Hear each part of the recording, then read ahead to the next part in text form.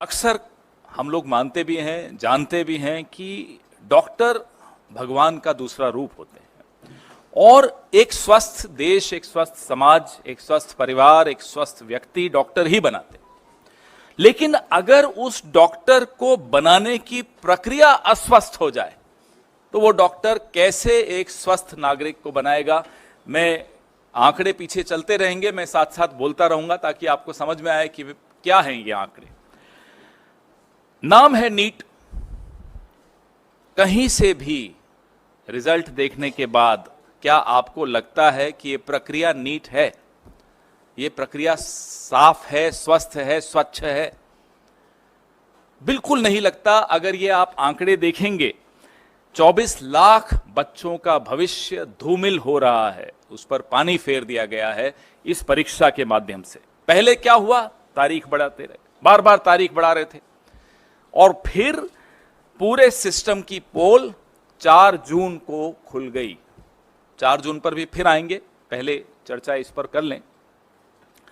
पूरे के पूरे 720 आउट ऑफ 720 आउट ऑफ 720, आप पीछे आपके सामने स्क्रीन पे जो आंकड़ा दिख रहा है वो देखिए। इसको 67 टॉपर्स थे जिसको 720 में से 720 अंक मिले इस साल। पिछले साल कितने थे, उसके पिछले साल कितने थे? ये तमाम आंकड़े ये विनीत जी ने हमारे रिसर्च करके मुझे दिया। ये बड़ी अच्छी रिसर्च इन्होंने की, ये आपको सारे आंकड़े इसमें दिखेंगे। पिछले 8 सालों में, चलिए पिछले साल का तो छोड़िए, पिछले 8 सालों में सिर्फ 7 ऐसे छात्र थे जो पूरे में से पूरे अंक लाए हों। 8 साल में 7 छात्र और 1 साल में 67 छात्र। यह अपने आप में चौंका देने वाला आंकड़ा है। शिक्षा मंत्री जी कोई जवाब नहीं। ये एक्स्ट्रा 2AB कहां से आया? प्रधानमंत्री की भाषा में अगर पूछें तो ये 2AB आया कहां से एक्स्ट्रा? उनको बड़ा शौक है इस तरह के इक्वेशन देने का। जयराम जी होते तो बड़ा मुस्कुराते इस बात को सुनकर, उनको भी बड़ा प्रिय लगता है ये उदाहरण।